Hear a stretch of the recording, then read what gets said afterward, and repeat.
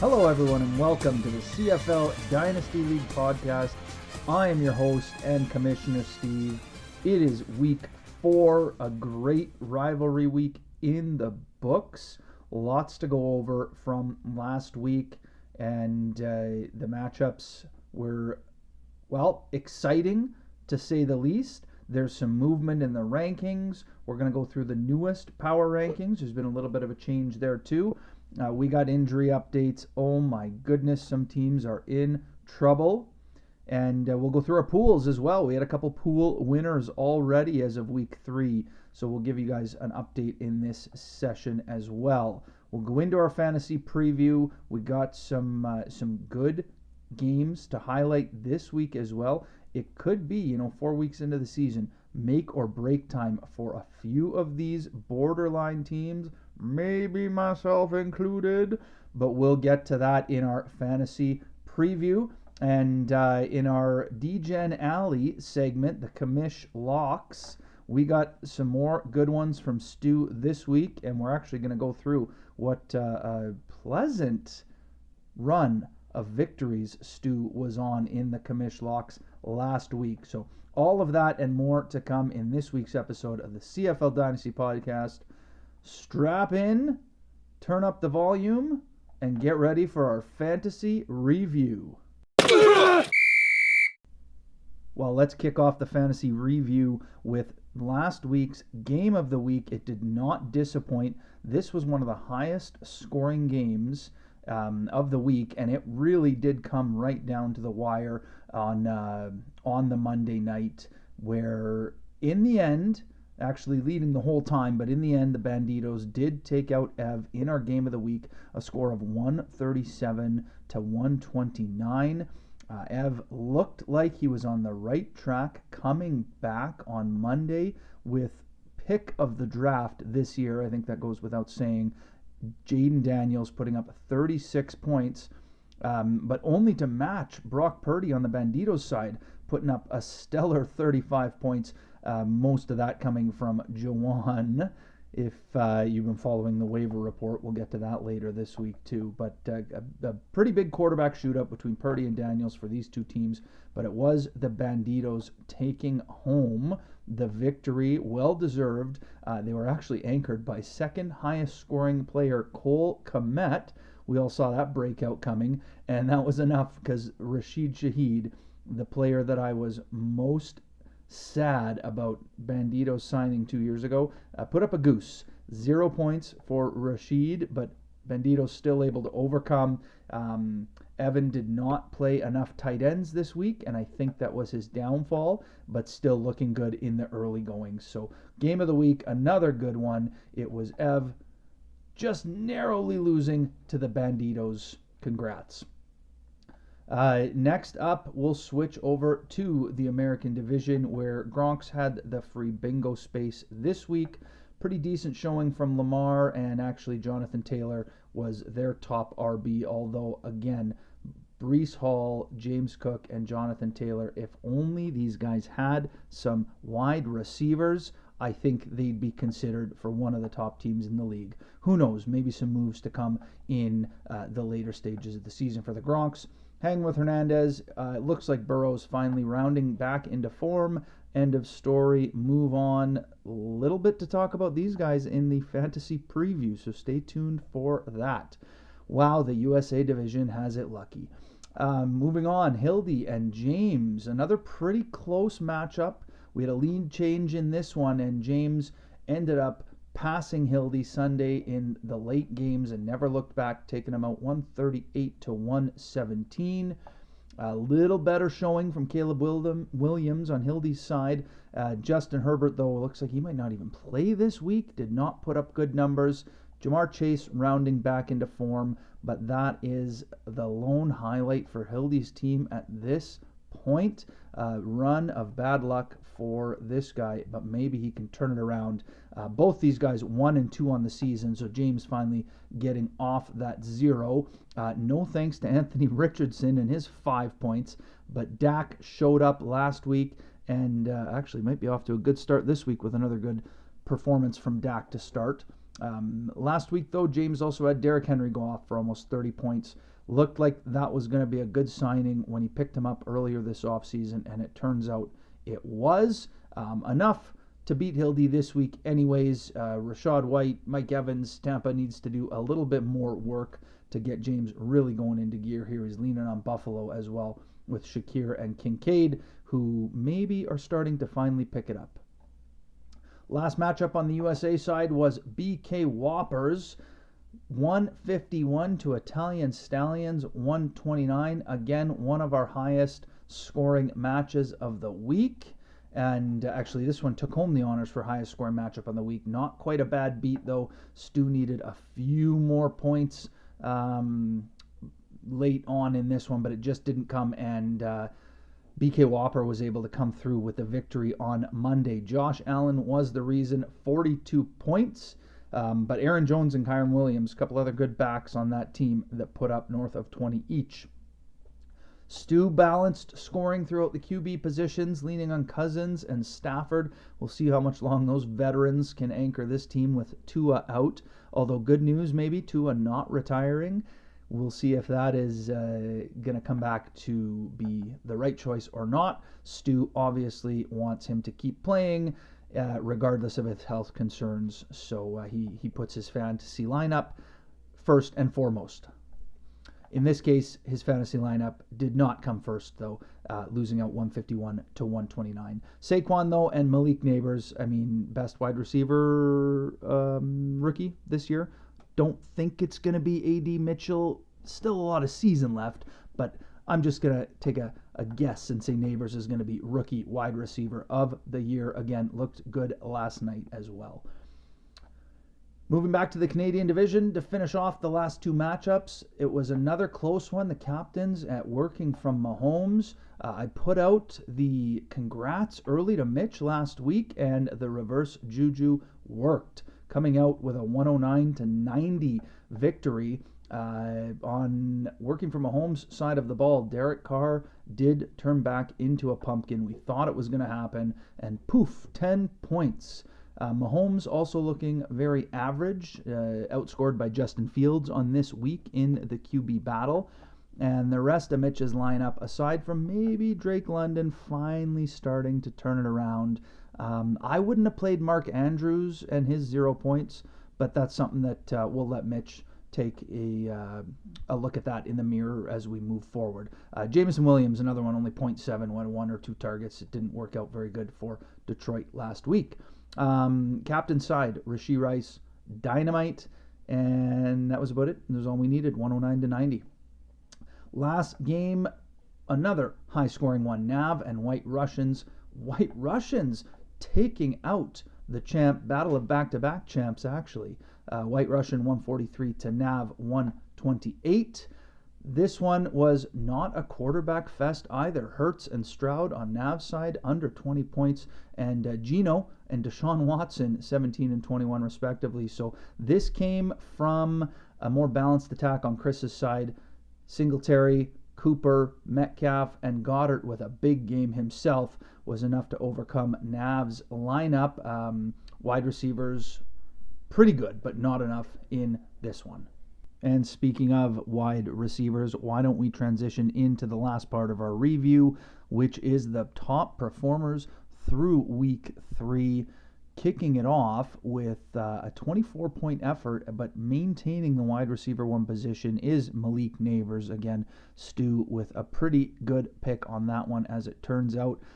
In second place after the number 1 position on the week, was currently unrostered, Jawan Jennings, 54 points on the year, 41 of those coming last week. Chris Godwin, Rashee Rice, Justin Jefferson, Nico Collins, DK Metcalf, Jaden Reed, Marvin Harrison Jr., and Jamar Chase round out the top 10. Moving over to the running back position, after 3 weeks, Saquon Barkley is still in first place. Alvin Kamara, Kyron Williams, Derrick Henry, and James Cook in the top 5, followed by Breece Hall, Devon Achane, Jonathan Taylor, Zach Charbonnet, bit of surprise seeing him up there, and David Montgomery outpacing Jahmyr Gibbs on the season as the RB10 overall currently. QB is starting to right the ship a little bit. Josh Allen maintaining number 1 spot again after 3 weeks. Jaden Daniels currently the QB2 on the season, and Sam Darnold the current QB3.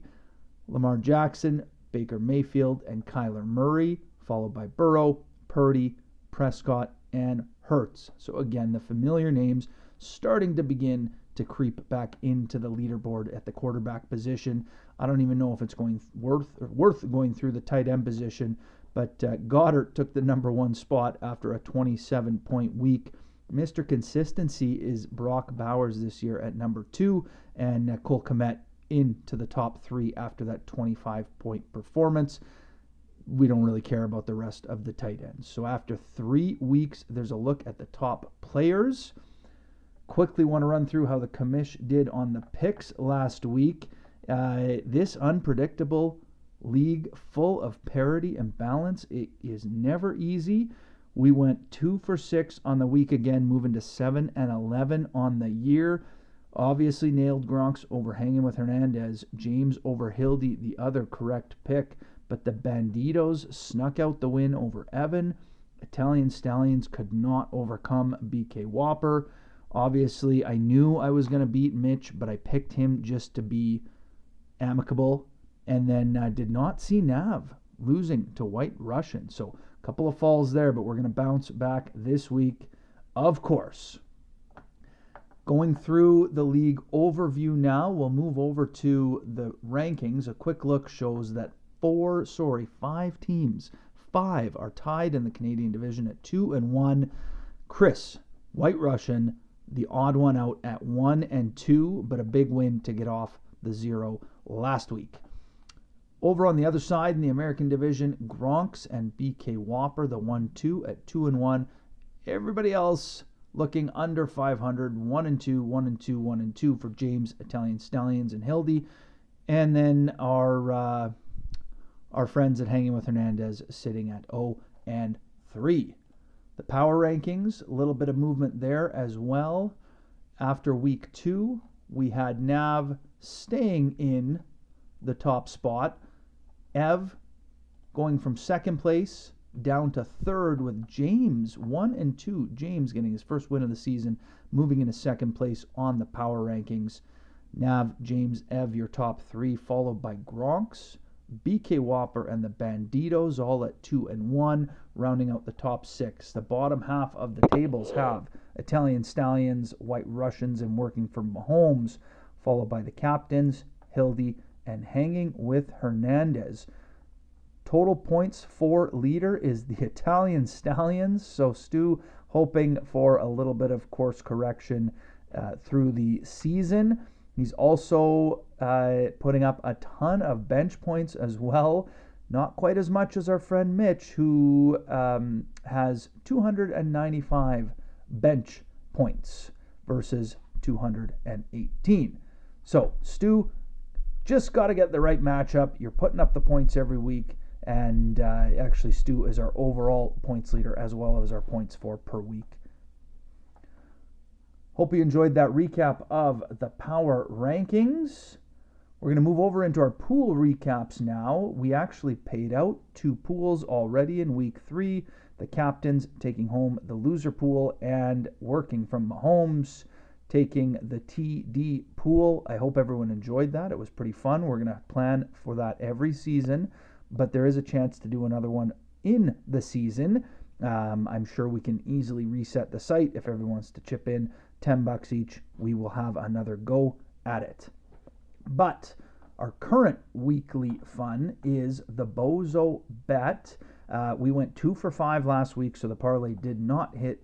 KC and Green Bay moneyline hit, but Tampa, the Bears, and the Diggs TD did not come through. And based on those results, it was determined that one half of Hanging with Hernandez, Tank Mike Fletcher, is the bozo for this week. So he will be putting up the 10 for the parlay. We have 5 current picks this week, so if you want, get on to the Kenja Time site that Mitch has for us. Your logins should be the same. Check with Mitch for details if you need, and you can put in your pick, whether it's a money line, spread. I don't think we're doing props this week. You can see the 5 that are in there, so let's not have any double picks. But get in if you want. Put in the chat that you're in and that your picks are locked, and I think the picks will be revealed Sunday morning if I'm not mistaken. So still time to get in. Let's get some good picks in, and hopefully we can nail one of these. Now jumping over to this week's waiver wire, a pretty quick segment. There was one pickup. After a 41-point performance, Hildy figured it was wise to grab Jawan Jennings from the waiver wire, dropping Durham Smythe in the process. And that was it for this week. So good luck. It looks like he might have another good week, and maybe that's what Hildy needs to jumpstart his team. All right. And now we want to move over to where we have the commish locks coming from Stu. Here's how we finished last week, and then we got a couple good ones for you again this week. So let's get into last week. The locks were the money line of the week, Colts minus 120. We like that. The Packers +2 for the spread. Hope you put on that one too. The upset of the week, the Giants at +235. What a good pick that one was. And then the Hurts anytime TD or the Ramondre anytime TD. We're going to work on those prop bets a little bit, but the money line spread and upset, obviously, where we are winning. Now, this week, we got some good picks for you guys as well. Make sure we get on the right week here. Make for riveting radio. All right, here we are. From Stu Mish, the locks, the money line of the week. Your Steelers at -125. The Bills +2.5 on the spread, and the Panthers, the upset of the week at 180 with Andy Dalton continuing the comeback. And these are the props. We're looking for an ETN anytime TD. I know Nav would like that one. And the long shot, I don't know if this is a long shot, but +1200 for a multi-TD day from Kyler Murray. Well, I know the Gronks like this call, and I think it's a pretty good one as well. +1200 for a multi-TD from Kyler. We'll see you back here, and we'll see how Stu and hopefully everyone else did with these next week. And now, with everything else in the books, let's move into the last segment of the pod. It is the fantasy preview for week 4. All right, and moving into our last segment of the day, it is our fantasy preview. Kicking it off with the game of the week, the Banditos at working from Mahomes. One of these two teams will be atop the Canadian division at 3-1 when the dust settles. Currently, the Banditos are projected to edge Mitch 145 to 124. We'll see if Mahomes, on working from Mahomes' side, can finally have a Mahomes-ish game. It's probably been a full calendar year before he's really put up the kind of points that everyone's used to. Derek Carr as well after the pumpkin last week. We'll see if he can balance out the scoring a little bit. Might be a little bit of trouble at running back this week. Kenneth Walker coming back from the injury. Will he get full playing time? And what's the Chargers' rush attack going to look like after Dobbins not really too good of a run last week? The Banditos are countering with James Conner and Zach Moss on the other side. Pretty good matchup for Conner as well. Looking for a lot of points out of that Arizona game, and he is always counted in. This is going to be a battle of the receivers, though. Jefferson, Flowers, Lamb, and McLaurin taking on Ayuk, Drake London, and Jameson Williams. It could be a shootout with all of the games, although the Detroit game on Monday is supposed to be a little bit of weather involved in that one that could slow the passing game just a bit. And CeeDee Lamb, almost automatic, already off to a hot start. Banditos should lock this one up and come out at the top of the Canadian division. It is the Commission's pick, the Banditos taking it over, working from Mahomes. Lock it in. Next up in the Canadian division, White Russian fresh off the beating of Nav last week, taking on the Captains. Another battle of who's who at the quarterback position. Geno Smith and Daniel Jones, who Daniel Jonesed last night, up against Justin Fields and Baker Mayfield. Oh man, glue yourself to the seat for these games. And quietly, the Captains amassing a pretty good running back room. Chuba and Brian Robinson leading the way. Najee and Devin Singletary already played, but Ramondre still to go for Chris on this one. And then the wide receiver side, we have Amari Cooper, DK Metcalf up against Nico Collins, T. Higgins, DeAndre Hopkins, and Rashee Rice. I do like the Captains in this one as the underdogs. White Russian currently projected a 133 to 117 victory, but a little bit of cheating. The Giants game already in the books. I like the Captains' chances to overcome and take this one. Last in the Canadian division, Nav looking to bounce back against Ev. Both teams coming off a loss last week. Nav's team should bounce back. Stroud and Hurts not terribly good performances last week. The Jaguars were pounced, so look for ETN to get on that prop score sheet as well. That's going to help Nav's team here. And Jordan Mason continuing to roll with McCaffrey still out. Olave, St. Brown, and Marvin Harrison Jr. also should bounce back, and that's why Nav currently projected to win 147 to 135. Is Kelsey finally going to break out? That's the question Ev keeps asking. If he does this week, the matchup could be a lot closer. Jaden Daniels looks legit. We keep saying that, and Montgomery is rolling at the RB position. Bijan as well in there, could have a big game at any moment. The wide receiver room, though, with Myers, Jalen Waddle, still needs a quarterback. Chris Godwin anchoring that room for Ev. I don't think it is going to be enough. I got to go with Nav over Ev on this one, but again, look for it to be right down to the wire. As Ev said in the fantasy preview on the site, we don't play these games on paper. That is right, Ev. You got to go out and play them on the TV, and we'll see what is in store for you guys this week. We'll flip our attention over to the USA division now. Italian Stallions, obviously going to beat Hanging with Hernandez. Some decisions to be made as Austin Eckler currently out for Hanging with Hernandez, who's actually looking to be a pretty decent player, but it looks like they have Chase Edmonds taking the role of Eckler in the starting lineup. We'll have to make sure that is a legal lineup situation as we get into kickoff. Obviously, look for Stu to take this one by a boatload. James and BK Whopper is probably our next best bet for game of the week. This is the closest.